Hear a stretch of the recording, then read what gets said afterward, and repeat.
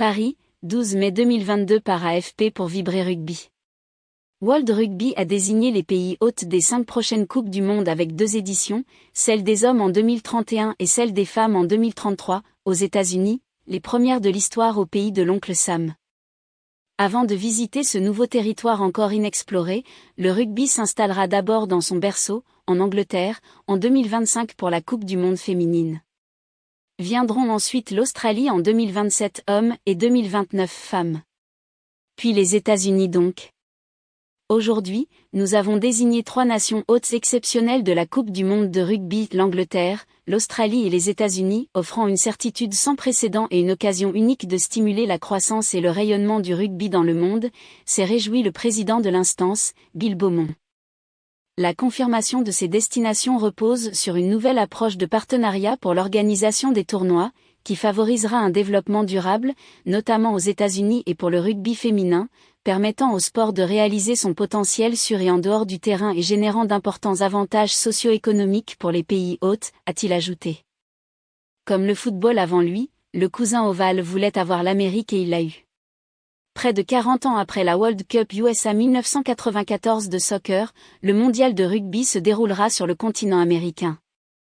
Ce n'est pas une première, le Canada ayant déjà accueilli la Coupe du Monde féminine en 2010, alors remportée par les Black Ferns néo-zélandaises. Joe Biden au soutien. USA Rugby va maintenant s'aventurer dans une nouvelle ère et s'assurer que le tournoi le plus prestigieux de ce sport soit un tremplin pour susciter un enthousiasme et une passion durable pour le rugby d'un océan à l'autre, a commenté le directeur général de la Fédération américaine, Ross Young, qui avait reçu en avril le soutien du président Joe Biden himself. L'Angleterre, qui accueillera l'édition féminine 2025, a déjà joué les pays hôtes à 3 reprises avec une Coupe du Monde féminine 2010 et 2 masculines 1991 et 2015. Nous sommes ravis d'accueillir la Coupe du Monde de rugby 2025, cela va être incroyable, nous laisserons un héritage durable au rugby féminin en Angleterre, au Royaume-Uni et dans le monde entier, attirant plus de pratiquants et de nouveaux publics, a promis Suday, directrice des opérations et des finances de la Fédération anglaise RFU, ancienne capitaine de l'équipe d'Angleterre.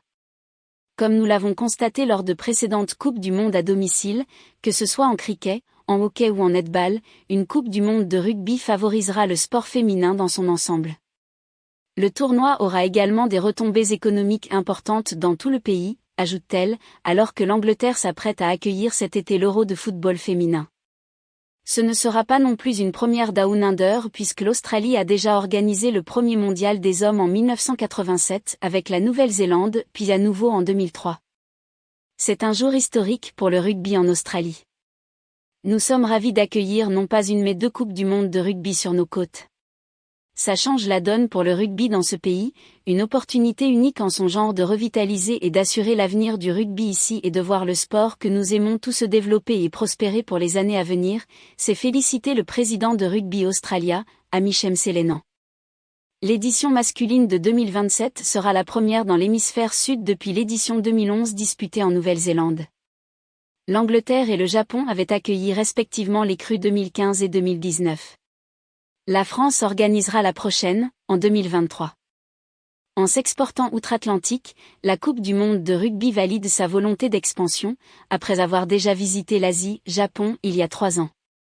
L'Afrique, elle, devra encore attendre pour recevoir son premier mondial depuis l'Afrique du Sud en 1995. Copyright 2022 AFP. Coffret apéro et coffret cadeau autour de la truffe noire, truffe VIP.